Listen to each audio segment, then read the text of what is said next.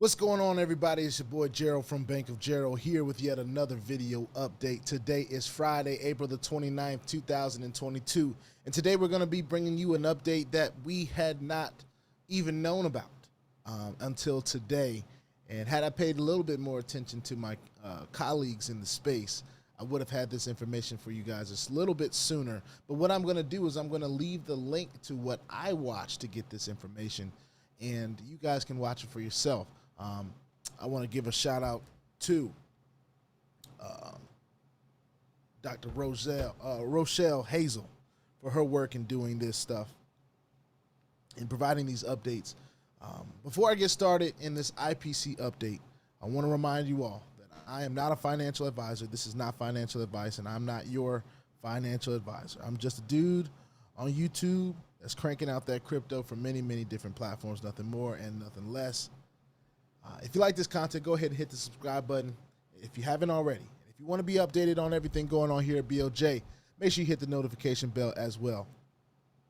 Miss Rochelle, I'm not sure if you're a doctor or not, but today you was a doctor dissecting all of this information. So I want to just say I appreciate the work that you've done. This video was put out about a day ago. It might even be up to 2 days ago now. It says April 27th. It is now the 29th. She listened in to a leadership call. It was a 90-minute call, and in that call, there was discussions about a task force that was being put together from what I'm assuming is what she said were the country reps in different countries of the United States, UK, Nigeria, I believe she said Russia. There's a few people that have come together to put a task force together against IPC to find out what is really going on. And as we all know, IPC was a platform that was running strong, at least from what we could tell, for a long time. Well, I won't say a long time, but definitely over 6 months. And it was at that 6-month period, I believe, that we started really having and seeing some issues here with IPC, or not far after that 6-month period, in which a lot of things changed. It started off, we were doing business with IPC in the Forex market. Then it decided to switch to crypto. Now, we were able to fund our Forex accounts with crypto. USDT, Bitcoin. It got to the point where we were even able to use, were we able to use Tron? I don't remember now. Anyway, it went from a place where we were using USDT, and now it has turned our USDT into IUSD, which is some intelligence prime token. Now, one thing that I will say, when I've done my previous videos on Intelligence Prime Capital, at least over the last week or so, when I have used language like they forced us, a lot of y'all didn't like that. A lot of y'all did not feel that we were being forced to buy this token. But I want to raise this question to all of you that bought the token, all of you that willingly bought it or chose to buy it. I want to know, how many of you put in new money to do so? How many of you decided you were going to take money from your own personal wallet that you already had set aside and put new money into this token? Or did you just take whatever was held in your account and use that? I'm interested in knowing. Y'all can leave that answer in the comment section, because a lot of y'all said that you weren't forced. But yet, if you go back and you think about what IPC has kind of put us all through, not letting us withdraw, changing our USD to some IUSD token without our permission.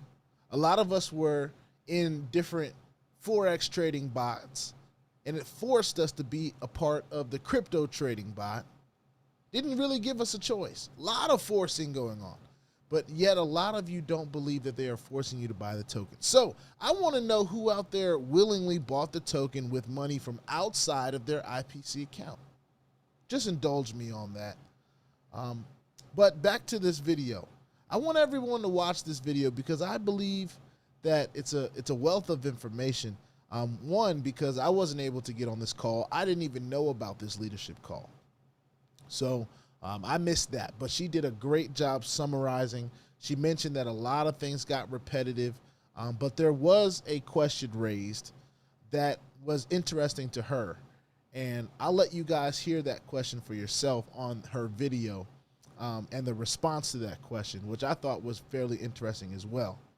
But it's nothing new. Those of you out there that are leaders in this company, you feel like your trust has been decimated. In a platform that a lot of you that are in different countries were holding meetings for in large grand style. There's people in Nigeria who had huge teams. People in the United States that had huge teams.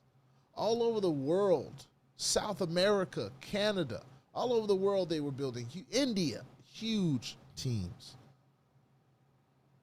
And IPCs just continued to force our hand and tell us to wait, be patient, this, that. Now we're going to launch all this stuff in the midst of crisis. Let's not forget that their support team, which is one of the most crucial aspects of a platform, was terrible. Looking back, terrible. And they rolled out new products before they fixed even that. So not only are we going to roll something new out, but y'all can't ask no questions about it because we ain't got no support. So for those of you that still believe that IPC has some legs, that it can come back, God bless you. I don't know what else to say. But I do want to say, watch this video. I'm going to leave it. It's going to be the first link you see in the description of this video. This is by a person that is also my upline. All right. And she's also involved in a lot of different platforms like myself. Our whole goal is to discover new platforms, bring them, be a part of the journey in those platforms. And, you know, be examples of how these platforms can help to earn you not only a passive income, but for those of you that are interested in sharing and bringing information to the space, it could turn into something that people are looking to you for guidance and making decisions kind of based on how you make your decision. Now, of course, we don't tell anybody what to do here at BOJ, except for put your 2FA on everything, of course. But I wanted to definitely do this update because I had no idea about this leadership call. I had no idea about a task force. They have a whole legal team. And guess what, you guys? They are sponsoring this themselves. They're using their own money to do the research on the things that we sign, like the limited power of attorney, the LPOA that we signed in the beginning. What exactly did we sign? For those of you that chose to move to the Master C bot, what exactly is the literature that you had to look at and review before you made that choice? What are the different things that IPC, where are the wallets, the originating wallets?